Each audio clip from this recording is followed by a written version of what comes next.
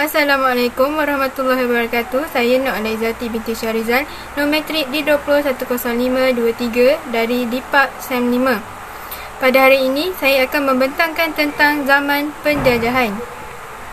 Seperti yang kita sedia maklum, sebelum Tanah Melayu mendapat kemerdekaan, Tanah Melayu merupakan sebuah negara yang telah dijajah oleh beberapa kuasa asing, iaitu Portugis, Belanda, British dan Jepun. Setiap jajahan oleh kuasa-kuasa asing, Tanah Melayu atau kini dikenali sebagai Malaysia menerima banyak kesan-kesan sama ada kesan positif atau kesan negatif.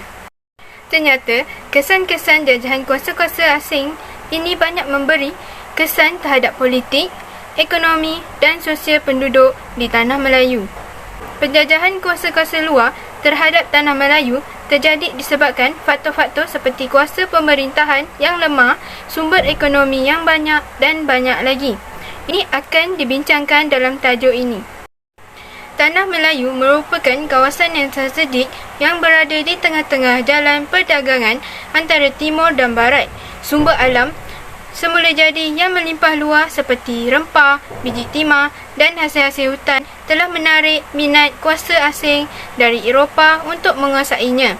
Antaranya adalah Portugis. Portugis telah mengkaut hasil bumi Tanah Melayu untuk kepentingan mereka. Selanjutnya, penerokaan laluan pelayaran barat ke timur telah mendedahkan wilayah-wilayah timur kepada penjajahan kuasa asing. Dari segi rentetan peristiwa, pelayaran orang Eropah semakin menghampiri Asia apabila Bartholomew berjaya tiba ke Tanjung Pengharapan di benua Afrika pada tahun 1488. Kemudian disusuli pula pelayaran Vasco da Gama sehingga tiba di Calicut pada tahun 1498.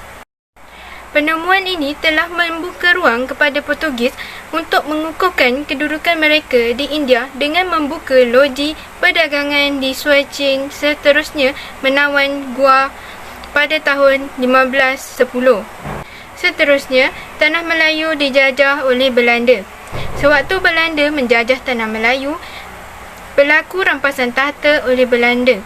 Pada tahun 1597, Belanda menyerang kota Portugis Melaka. Pada tahun 1606, Johor berpakat dengan Belanda untuk menguasai Melaka. Percubaan selama 3 bulan gagal apabila Portugis mendapat bantuan dari Goa. Pada tahun 1636, kapal Belanda telah memusnahkan kapal Portugis dan akhirnya Melaka jatuh ke tangan Belanda pada 14 Januari 1641. Gubernur Portugis Manuel de Souza telah menyerahkan kuasa kepada Kapten Minnie Williamson Cartogay. Pada zaman penjajahan, terdapat beberapa kuasa asing yang telah memerintah Tanah Melayu. Oleh itu, terdapat beberapa jenis pemerintahan telah dilakukan di Tanah Melayu mengikut cara-cara tersendiri. Antara cara-cara pemerintahan yang dilaksanakan mengikut zaman pemerintahan adalah pada zaman pemerintahan Belanda. Yang pertama, zaman pemerintahan Belanda. Era penjajahan Portugis berakhir setelah 130 tahun menjajah Melaka dan bermula pula era penjajahan Belanda. Ekspedisi yang terawal tiba di Kepulauan Melayu pada tahun 1559. Pedagang Belanda amat berminat untuk berdagang di Kepulauan Melayu ini kerana hendak mendapatkan bahan-bahan rempah, buah pela dan cengkeh. Ini telah mendorong pedagang-pedagang Belanda untuk bergabung membentuk Syarikat Bersatu Hindia Timur pada 20 Mac 1602 yang digelar VOC. Antara tujuan utama penubuhan VOC adalah menguasai perdagangan rempah dan monopoli perdagangan biji timah. Mereka juga ingin menyingkirkan Portugis yang sedang bergiat dalam perdagangan di rantau Melayu. Selanjutnya, pada tahun 1619, Belanda telah berjaya menguasai Betawi di Pulau Jawa. Betawi telah dijadikan pelabuhan perdagangan alternatif kepada pedagang-pedagang dunia selain Melaka. untuk memastikan penguasaan Portugis di Asia Tenggara lenyap sama sekali. Selain itu, Belanda telah beberapa kali melancarkan serangan ke atas Melaka. Seterusnya adalah zaman pemerintahan British. Kejatuhan Pulau Pinang ke tangan British pada tahun 1786 hanya melalui tipu daya Kapten Francis Light merupakan titik tolak kepada permulaan kolonialisme British di Tanah Melayu. Dengan ini, kedatangan British telah memberi kesan kepada struktur sosioekonomi masyarakat tradisional tempatan. Kesan kolonialisme sebenarnya telah mengubah politik, ekonomi dan sosial masyarakat tradisional tempatan iaitu penguasaan oleh pihak British. Selanjutnya adalah kuasa pemerintahan raja dan pembesar yang terhad.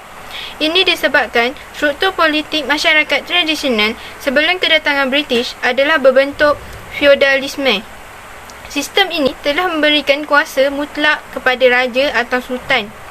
Hal ini juga disebabkan masyarakat feodal sangat memerlukan perlindungan dan perhubungan peribadi yang saling bergantung antara yang kuat dengan yang lemah dan dalam masyarakat. Oleh disebabkan itu, setiap masyarakat terikat dengan sistem ini. Namun begitu, kesan kepada kolonialisme British telah menyebabkan kuasa raja menjadi terbatas kepada penasihat agama dan adat istiadat orang Melayu. Selanjutnya adalah zaman pemerintahan Jepun. Penjajahan Jepun di Tanah Melayu merupakan satu turutan pertempuran yang singkat tetapi sengit dan merupakan satu detik perubahan antara pemerintahan daripada orang putih British kepada pemerintah Jepun. Ini merupakan konsep baru yang tidak pernah terlintas dalam pemikiran orang-orang Melayu umum pemerintahan oleh bangsa lain selain daripada mereka yang berkulit putih sebelum ini.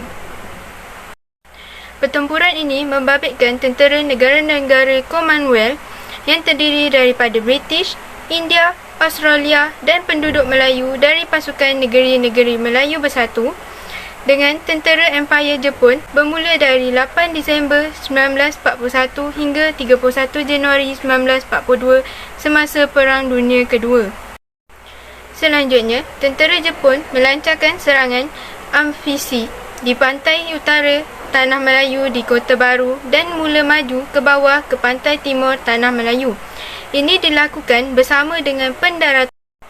Yang terakhir adalah zaman penjajahan Inggeris menduduki Melaka pada tahun 1795 apabila Belanda menyerahkan Melaka dan kawasan-kawasan timur kepada British sebagai langkah untuk melindungi tanah jajahannya daripada jatuh ke tangan Perancis.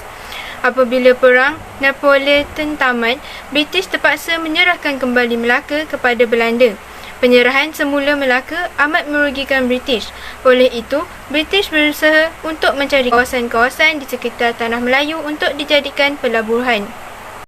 Peluang ini terbuka luas apabila Sultan Kedah menawarkan Pulau Pinang kepada British untuk membantunya menghadapi serangan daripada kerajaan Siam dan juga orang Bugis dari Selangor.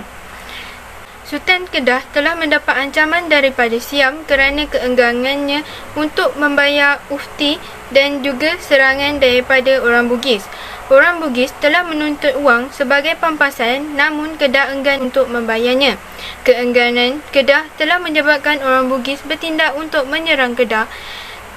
Sultan Kedah telah meminta bantuan daripada Francis Light. Kesimpulannya adalah penting untuk memahami dan menghayati tentang kewujudan kerajaan-kerajaan Melayu di tanah air suatu ketika dahulu. Pemahaman ini dapat melahirkan kesedaran tentang wujudnya satu ketamadunan Melayu yang tinggi pada zaman dahulu. Oleh itu, harapan kami kepada generasi masa kini ialah menghayati dan menghargai sejarah negara dan seterusnya mengukuhkan jati diri terhadap tanah air.